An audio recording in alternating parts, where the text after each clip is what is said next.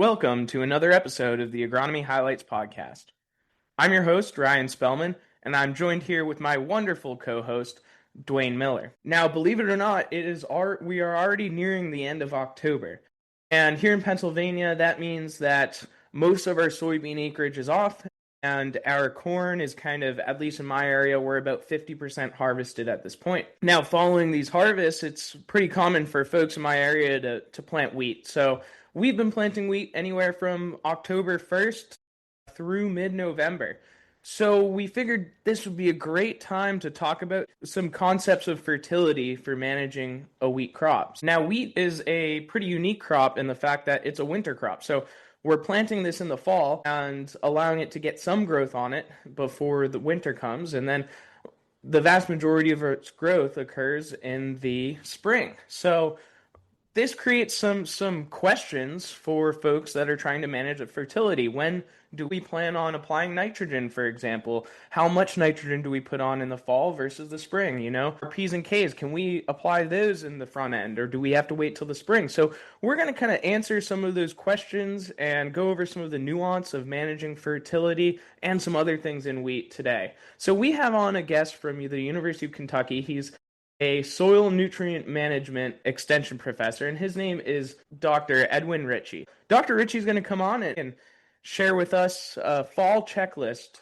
for wheat nutrient management. So we're really looking forward to this, and we'll just jump right into it. So Dr. Ritchey, thank you for coming on today. Why don't you introduce yourself and share with us a little bit about your role in Kentucky? Yes, thanks for having me here. Looking forward to the conversation that's going to follow. But I'm Edwin Ritchey. I'm an extension soil specialist located in Princeton, Kentucky. That's 3 hours west of Lexington. And I'm at a branch station at the University of Kentucky Research and Education Center. And I'm an associate extension professor in the Department of Plant and Soil Sciences and the College of Ag, Environment, and Food Sciences. Awesome. So you said you're in Western Kentucky. How many research stations do you guys have there down in Kentucky? We have one. We're the only station that really has faculty located here. We have faculty from 6 different departments in the College of Ag located at Princeton. There's about 60 total staff and employees, and we're roughly a little over 1,600 acres on this farm. We have other experiment stations in Kentucky. However, the faculty, there's no faculty stationed at those. We do have one in the Far East, Robertson Station, who has an extension associate that does horticulture research, I believe, and we have some small ruminants with goat research occurs at the Robertson Station. Okay. I find it fascinating to hear about all the different university systems and how they split up their research stations. So here, in Pennsylvania, for folks, if you don't know, we've got our main hub there in Penn State at University Park. We've got one down in the southeast in Lancaster County, but we also have that specialty area like you had maybe talked about. We've got a fruit research center in Adams County, and we've got the wine and grape research center up in the northwestern corner. So again, I think it's always fascinating to hear how these universities have themselves split up. Can you talk a little bit about your research program with us? Yes, my research is primarily dedicated to row crop production, primarily work with corn, soybeans, and wheat. Recently started working more with forages. We've had a couple research projects involving alfalfa fertility, potassium, and sulfur. Then worked with other byproducts or manure waste products. I hired on, I thought, as an extension soil specialist, and then I realized I was also replacing someone that worked with animal manures and byproducts. So early on in my career, I worked quite a bit with poultry litter and then some other byproducts as they've come along. So NP and K were my primary nutrients of interest. A little bit of work with lime and alternate liming products. And then in the past few years, we've really begun to focus on sulfur. I did some work early on and didn't see a large need for sulfur, did surveys, response trials, and things like that. And really, we couldn't find a responsive soil in all the research projects or surveys that we've done. And then last year, I actually started seeing some responses at our station here in Princeton. So that's a big part. I have a master's student now that is overseeing a fairly large sulfur project. We have three large scale corn plots off station, and then we have three large scale soybean plots off station, and then anywhere from 4 to 6 on station sulfur projects looking at corn, soybean, wheat, and alfalfa. Awesome. Well, this is kind of a perfect pairing for this episode because what we really want to talk about here are some of those main NPK relationships between wheat and how we need to manage that in the fall and then looking towards the spring. So maybe in setting the scene for some of these questions, we can talk about what wheat growing in Kentucky looks like, right? What does a small grain rotation look like and compared to Pennsylvania? To kind of describe what we usually do here is we'll have corn or soybean followed by wheat. We'll plant wheat, in about November around here, at least where I am in the center of the state, and then harvest it. And where I am in the center of the state, double cropping soybeans isn't really viable. We don't really have as long of a season for that, but I know in the southern part of the state, the southeastern part of the state, that's pretty common. So that's kind of our rotation. Does that look pretty similar to your rotation? And are you usually pairing that with a double crop system? Very, very similar. All of our wheat, the majority of our wheat is going to follow corn. Every now and again, we might have as much as 5, I doubt over 10% following any crop other than corn. We do still have some tobacco produced, and most of the wheat that follows tobacco is grown as a cover crop. But I have noticed that sometimes farmers are like, oh, this is a pretty good wheat cover crop. Let me put a little bit of spring nitrogen on it and harvest it. A lot of our wheat is followed by double crop beans. If we grow wheat, it's going to be double crop beans following it. One of the things that dictates our rotation, though, are our soil types. We have a lot of frangipans in western Kentucky.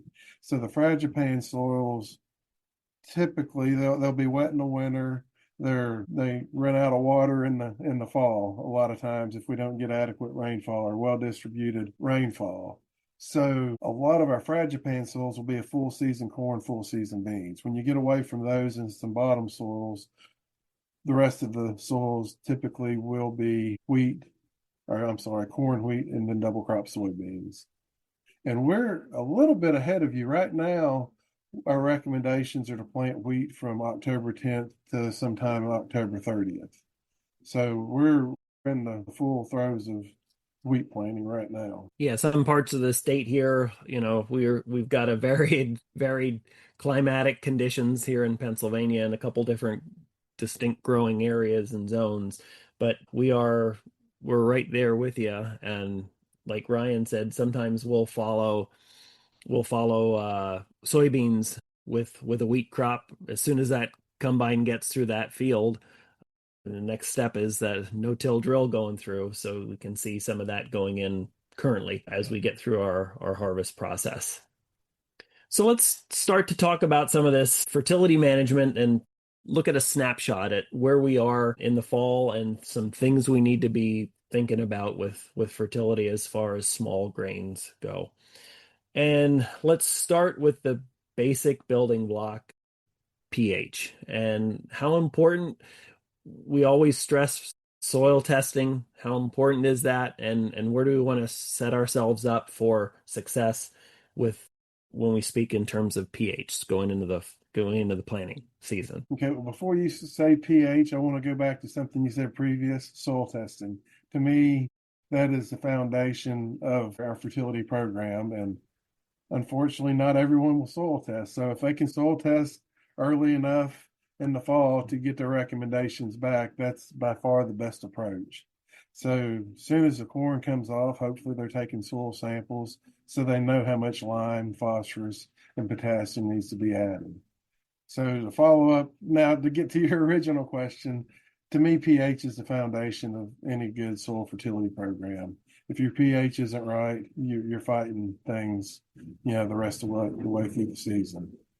So to me, pH is critical, and really, it's one of the cheapest inputs you can include. So why not take care of pH first? Yeah, ties into nutrient availability, right? Everything kind of builds off of that. So if we don't have that set up in the first place, we're not going to maximize that value of the fertilizer that we're putting on. And in the current economic situations we're at here, I think we need to be pretty astute as far as maximizing our value of those inputs, right?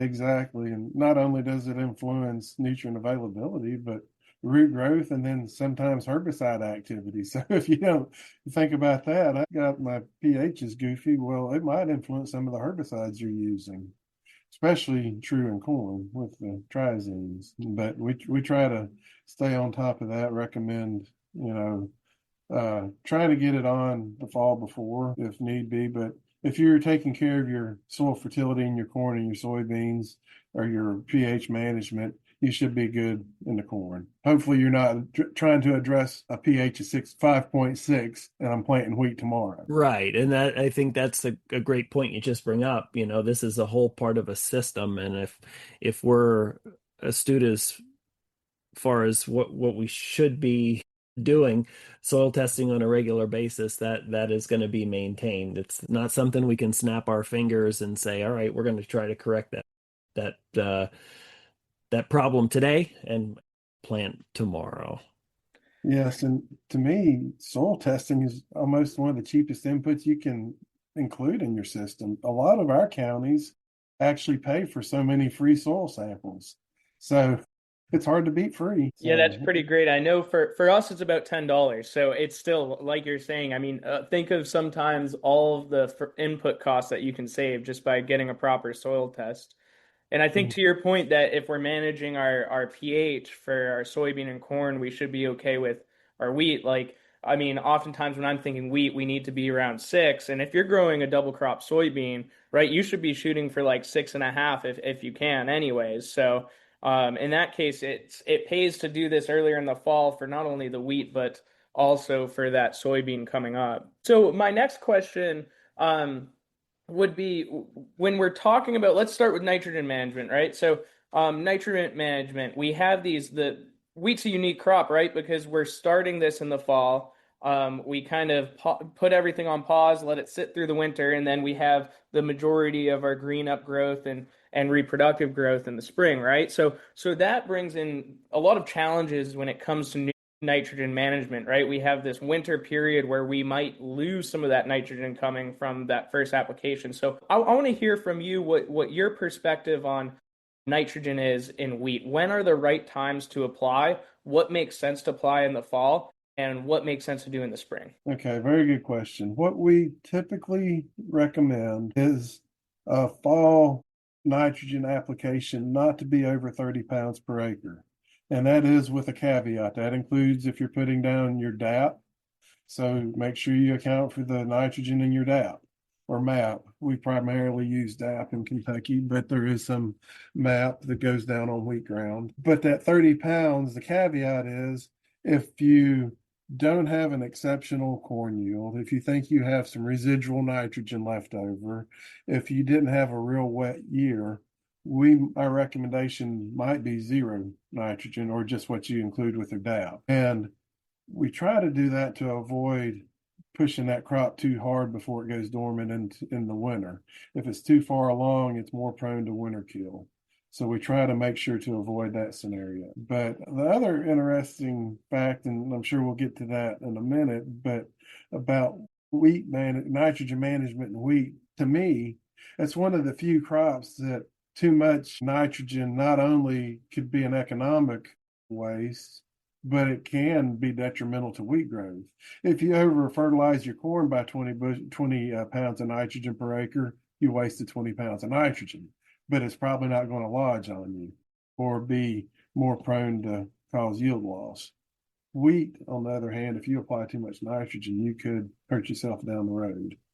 So just something that always has kind of intrigued me. That's one of the few crops where too much of a good thing can actually hurt you more than one way. So you mentioned like looking at no more than 30 pounds of total N per acre here coming into the fall. So if we turn to springtime, are there how do you assess that crop that following spring and then make your nitrogen recommendations based on that?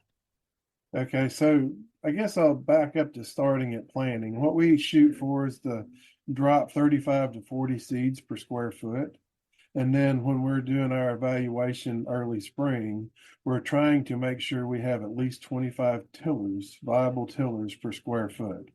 If it's over 25 tillers, well, let me back up for a second. We have two scenarios that we commonly use. We do a single application or a split application. I would say the majority of the intensively managed wheat are going to use two applications. Some of them will only do one application of nitrogen, but I'll talk about the double or the split application first and then move on to the single application. So if we have our 25 viable tillers per square foot or more using a split application, we're looking to apply a lower rate of nitrogen in that first application. And we're looking between Feeks 2 and Feeks 3. So in Kentucky, that's going to be somewhere between mid-February and early March most years. And we're looking at somewhere between 30 and 40 pounds of nitrogen per acre in that application. Now, if we come through the winter and at that Feeks 2 to Feeks 3, if we have less than 25 plants per square foot, what we're going to recommend is to up that nitrogen rate a little bit. 40 to 50 pounds of nitrogen in that first application. And we're trying to promote growth, make those secondary tillers take off and catch up with the tertiary or the primary tillers. So we're trying to, I guess, kind of get the plant, the crop set up to yield well. And another reason this split application works well, it's hard to lose nitrogen if you haven't put it out there. So if you don't put it out there, you're not going to lose it. So there's another advantage to that split application. So we come along a few weeks later, looking at mid-March to mid to late March, like Feeks 5 to 6 or so. Then we'll evaluate where our crop stands and then shoot for a total nitrogen rate of between 80 and 120 pounds. And there's several little caveats that we use there. Generally, we'll say 110 will max out, but we'll recommend 10 pounds more in a no-till system just to account for that residue tying up nitrogen. And then our split app, we generally won't recommend over 100 pounds at one for that. And we're shooting somewhere between Feeks 4 and Feeks 5. So splitting the difference of the split application, more or less. That's great. Yeah, actually, so we put an article together through Penn State that we use your method at University of Kentucky. So I'll make sure I put that article down below, and it walks you through exactly some of those calculations you made based on the stand assessment and how much that needs to be applied on that second application. So I'll make sure to link that. And if you have any other resources, feel free to share it with me and I'll link that below. Now, before we move away from nitrogen, I do have one question about our fall applications here that we didn't really cover. When we're talking about these applications, does it make a difference if these are in-furrow applications or if, we wait till after emergence and do a broadcast application? Is there a recommendation there? For the nitrogen? Yep. I would say 99+% of all of our nitrogen is broadcast. In the fall, it's typically going to be, if you're applying DAP or MAP, it'll be that. If you need to apply any supplemental, it'll probably be as urea. And then a lot of our nitrogen in the spring is applied as a UAN, a 28 or a 32% solution. But very little, if any, that I'm aware of comes in furrow. We're typically, 6 to 8 inch rows in the drill. Some people will broadcast with fertilizer, but a lot of that is the cover crop wheat. And then they might say, this is really too good to be cover crop. let's go on and manage it and harvest it later in the year. But yeah, that's a great question. Awesome, thanks. Yes, sometimes it's those little details, right, that you get out and you think, okay, what do I want to apply? How do I want to apply it, right? That sometimes we forget to cover here. So maybe this is a good time, unless you have any other notes about nitrogen before we move on in the fall, maybe to talk about P and K, right? So how does phosphorus and potassium impact fall growth and impact its ability to survive the winter, right? Is it really important to get that in them this time of year? Maybe you can just talk about what that kind of fertility does for the crop through the winter. So if we're thinking about a systems approach, hopefully we're never really too far off from any of our nutrients. As we mentioned earlier, the pH. Hopefully we're not trying to overcome a pH of 5.5 and we're planting a wheat crop because it's already hurt you 2 or 3 crops prior. The same thing with P or K. Hopefully we're in the medium range or better. We try not to get into the high range just for economics, but where it comes down to is management. The management options, in my mind, come down to what works best for your system. If it works best to put your DAP down because I probably need a little bit of nitrogen in the fall, put your nitrogen or your DAP down in front of your wheat planting. If your P or your K is not too low, it really doesn't matter a whole lot. I mean, fall is really a pretty good time to apply fertilizer in line because typically our grounds will support, the heavy spreading equipment. So it's a good time to do that. But if they're put down their potash in front of their soybeans, you should be good. And that's we have different recommendations here. Sometimes we'll say apply 2 years of 2 years of nutrients in front of your primary crop, but that being your P and your K. And sometimes it's a little bit more efficient from a nutrient use standpoint to apply it in front of each individual crop. But then the economics come into play. Is it worth making that extra trip with a spreader truck? So that's another kind of heavily caveated question. But if you're staying on top of your fertility program, it should not make that big of a difference. Is what really works best in your system. Okay, so there really is no big benefit as long as our fertility is in line to make sure that we apply it specifically for that small grain crop. It could be applied from a previous crop and have the benefit of being there as well, right?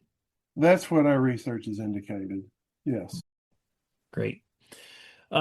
Let's shift gears from our macros and let's talk a little bit about micronutrients. Dr. Ritchey, are there some micronutrients that growers should be thinking about in respect to a small grain crop, especially time in the fall, or lead us through a little bit of knowledge on micros? For the most part, we do not have any micronutrient recommendations for our small grain. Really, the biggest recommendation from a micronutrient standpoint we have is zinc for corn. We have seen some boron and some molybdenum issues in soybeans and corn, but really we have no recommendations for micros. The secondary nutrient, however, of sulfur, we do. Well, let me rephrase that. We are seeing some issues with it, and we're currently trying to develop recommendations to provide farmers guidance on how and when to apply sulfur. Yep, So you had mentioned you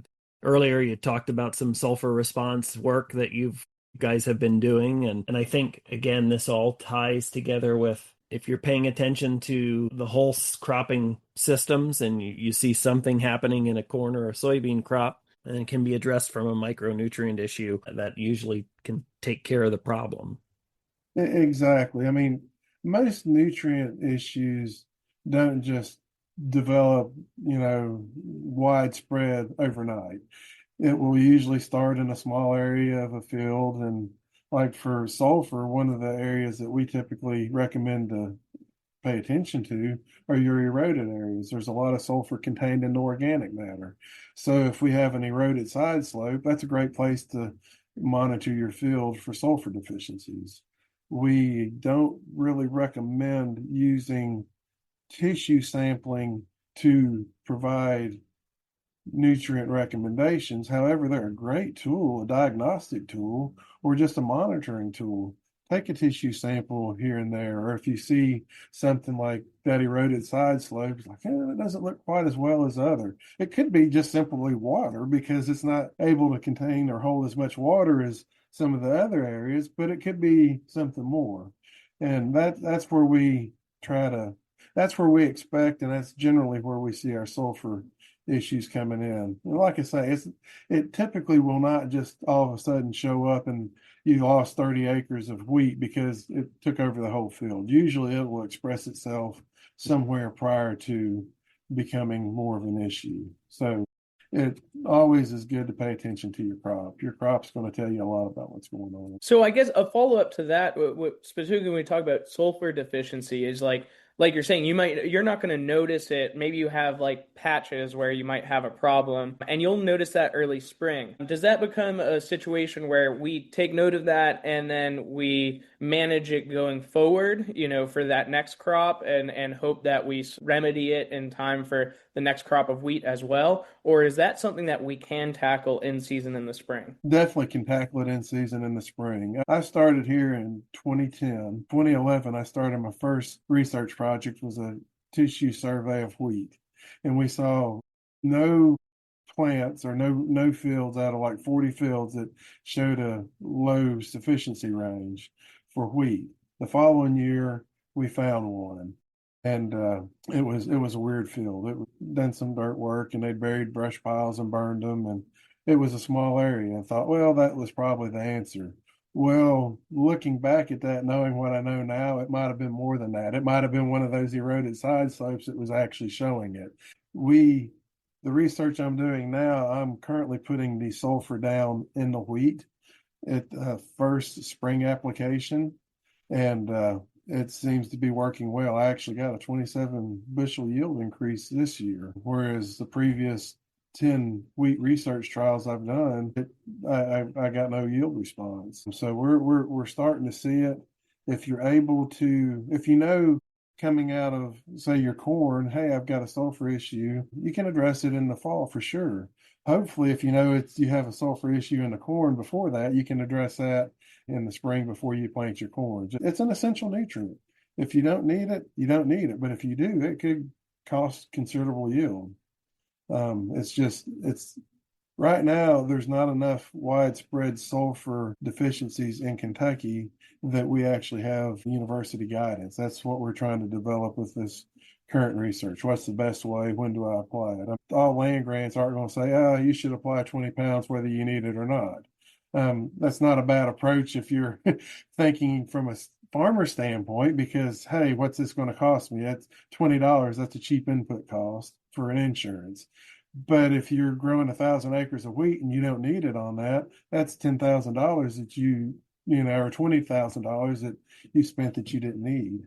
And in these current economic environments, that $20,000 might be a lot of money. So, yeah, address it when you can. Sulfur, it responds well to a spring application, but if you know you have it going into that, planting season for the wheat or whatever crop, it'd be best to address it on the front end if you can. Okay, you might have talked a little bit about fertilizer. We did mention fertilizer placement here earlier, mostly broadcast as far as in the wheat rotation. But if we've got any recommendations, if we have a no-till situation, if we've got some high residue, anything from a nutrient management standpoint that we should be thinking about with our fertility? Okay, nutrient management with cover or with a heavy residue cover, a lot of people feel that they need to do some sort of tillage to deal with that residue. You can. That's one option.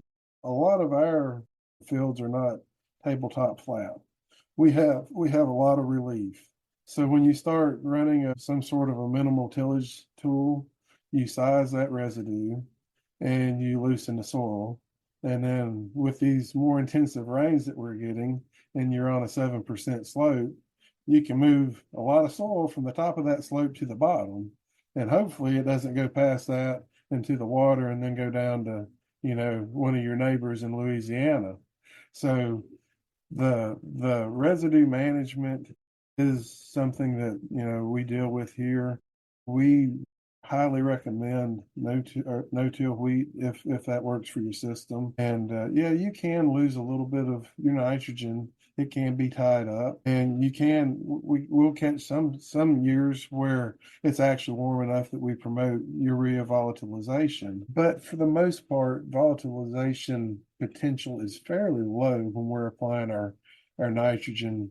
In the fall, we're getting down into the 40s at night. We're still 60s or low 70s right now, but volatilization potential is low. If you can put it down in front of a rainfall, that'll wash it into the soil. Once it's in the soil, your volatilization has lost. That potential is lost. Lost that. Once the nitrogen washes into the soil, you've reduced that volatilization potential greatly. We shouldn't lose any. One other factor I'm thinking about, and I'm sorry, I'm bouncing back to the fall application. One of the other reasons we don't recommend a lot of nitrogen in the fall, if that plant doesn't utilize it, we typically are warm enough at times that we still have denitrification that occurs. So a lot of that fall nitrogen that we apply, if we have some warm days before winter, before it breaks dormancy, we can just simply lose that nitrogen due to denitrification. And that's probably, besides urea volatilization, that's probably our biggest in-loss mechanism over the winter. So it all comes back to a total system. Why do I do this now? Because you've got, 100 factors working against you. And one of them might be time to get behind the seat of a tractor. Yep, right. We got the 4 R's: the right place, the right time, the right oh boy. Ryan. The 2 R's. What the other two are: right dose and the right form. Right form. Yep, there you go. Form, rate, place, and time. There you go. Sorry. The last thing that is on our list that we wanted to just talk about briefly was the use of plant growth regulators, or PGRs. Dr. Ritchey, any knowledge and insight that you want to share with? I do, and I will list this as a caveat, I guess. All the research work I've done with PGRs have been in small plot settings. And I've talked to several wheat consultants that tell me, from a PGR standpoint, from wheat lodging, a small plot, a 10-foot wide plot with a break between it, 30-foot long, is going to be different in a field setting. So all the work that I've done, I've gone up to 210 pounds of total nitrogen. That would be 150 in the spring with a split application and 60 in the fall. I have yet to be able to lay wheat down. I have not created any lodging. However, every year I'll drive by fields and you'll see where the sprayer will overlap or the spreader will overlap in corners, and you will see wheat that's lodged. So yes, I do think PGRs have their place. And from my experience, I've yet to create any in my field plots, but it's easy when you're using a 100-foot boom to overlap by a few feet in a field. Even if you're using guidance and you start turning, you're putting down different rates in that corner. I think they have their place, but for the most part, if we're watching our nitrogen management, they're probably not needed as often as we use them. They are a very important tool in the toolbox, but as far as me giving a blanket application, just plan on using your PGR, I do not do that. I mean, I come from more of an IPM approach. You use it when you think you need it and at the appropriate times. Yeah, that's a great message. I think PGRs are maybe in that category of, like, if you have this lodging problem that you see commonly in a certain field, right? You might have like a windy field. Maybe it's the soil type, right? It just has some really good organic matter that pushes the nitrogen to that crop. There's probably fields that people know that they have lodging problems, and that might be the ones that you consider. And if you don't need it, right?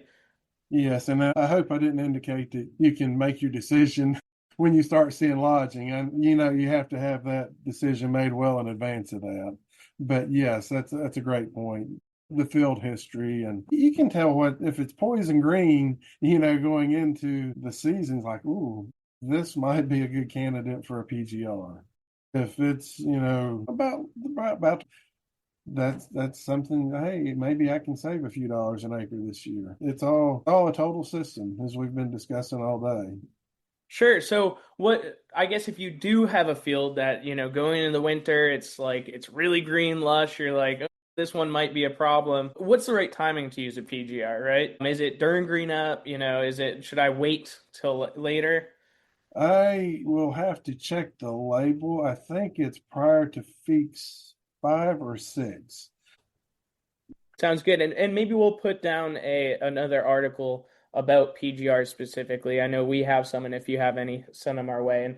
And for our audience, speaks 5 to 6, that's your beginning parts of stem elongation.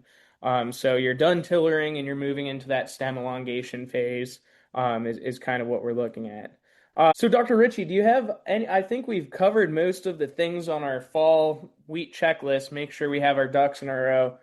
Is there anything else when it comes to thinking about fertility as we go into this wheat season that you want to cover that we haven't? There's one thing that has come to mind since we've been talking.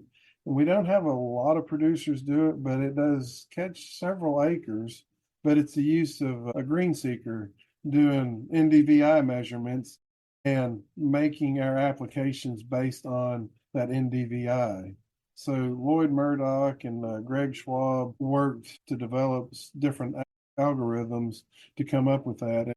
They will make that application, they will adjust their second application based on what a nitrogen enriched strip has. So they'll take a strip and maximize the nitrogen, 120, maybe 150 pounds of nitrogen, and then their differential NDVI will be based off of that. And then depending on where that difference is, there's recommendations, nitrogen recommendations based on that. So it's an active system to apply nitrogen in season. And it doesn't necessarily reduce the total nitrogen, but it puts the nitrogen where it needs to be. If you have, if a blanket application, if you have an area that doesn't need that much, well, it's probably going to get it if you're, using a sprayer or a spreader. With this, you can actively manage it, put more where you need it and less where you need it. And typically it's going to maybe reduce your nitrogen just a little bit, but typically increase your yields a little bit. So it's another tool in the toolbox we can use. A little bit more involved with it, and you have to have that nitrogen enriched strip for each field, or at least each variety. Different fields are going to behave differently, but it's something that we can do. And if you have enough wheat acres, that's a something to consider. Yeah, that's some pretty interesting technology when you talk about that, and a great point that you have to have that high check area for ideally in each field to make that work as part of your system. All right. So one last thing, one final thing that you talked about and maybe piqued our interest a little bit and give us a couple details about is grazing some of this wheat, Dr. Ritchie. Okay, well, when I first started here, our beef cattle specialist had just come back from a trip out west, and he said, Edwin, they're grazing wheat out there. I don't know why we don't do this here. That's something we should be able to do. So we did a little bit of research. It wasn't really, I guess, from a statistical standpoint, we'll say it was a demonstration, but we took enough data that we feel like we gained some information. And what the premise of it is to plant it and then get that fall growth. You manage it a little bit differently, maybe push it a little bit harder, but then when the ground is either frozen or before it gets muddy, we'll come in there and graze it prior to jointing. We'll get several days of grazing off of it. They'll cut that wheat back, but we're not eating the primary the head out, and it will come on and make a good decent wheat crop. The 1 year we had normalish conditions, we lost about 7 bushels of wheat by grazing it, which at that time was about $50. We were looking at $7 wheat. Well, we put on 150 pounds worth of gain. So with the economics of cattle right now, the running that wheat through your cattle might be more economically beneficial to your bottom line than running it through a combine if you even graze it all the way out. but we're trying to do the dual purpose, graze it, pull them off, and then let it continue to grow and then harvest it. On the flip side, if wheat's not very valuable and the cattle are, and you're short on hay, it might be worth grazing it all the way out and then like using it as a cover crop or just a winter annual forage, and then move on to planting your full season soybeans. Head start on your soybean planting. So that's just something we're playing with that we're looking forward to trying to come up with some good answers. Pretty neat concept. Like you had mentioned, it may not fit into everybody's system or rotation or what they're doing, but if you've got those animals on the farm and have the capability to do that, that sounds pretty neat. Any idea what you calculating what they're taking off yield wise in dry matter or anything like that off that wheat crop? I will have to get back to you on that. We've got a few measurements from several years ago. Last year, we were playing catch up the whole season. We never did get anything timely. This year, hopefully, we'll have some answers to that question. But the short answer is I cannot provide you any dry matter removal basis. But we were saving several days of either grazing stockpile, fescue, or feed. So here in Pennsylvania, we've had a pretty prolonged dry spell. Hay crops are short, and folks right now in a pasture situation are starting to feed that winter hay that they had earmarked for later in the season. And boy, this could have a possibility of some use if we'd figure out how to do it up here too. Interesting project, that's for sure. We're hoping to get a lot more information on that and share it with people. It's another tool in the system. Yep. So. Great. Any last words of advice or wisdom before we close up here? We really appreciate you joining us. Well, I'm going to go back to something the soil fertility guy I think should always manage. It all starts with a good soil sample and a good soil test. So that's where it all starts. We'll circle back to where we started from, right? Right. That's right. And like us, I'm sure you guys are always available to help. Pick up the phone, shoot us an email. We're happy to talk with you. That's our job, and that's what we enjoy doing. Okay. Well, once again, I'd like to thank Dr. Edwin Ritchey from the University of Kentucky. He's an extension soil specialist at the Western Research Station. So thanks again, Dr. Ritchey, and thanks to our listeners. We'll catch you next time on the Agronomy Highlights podcast.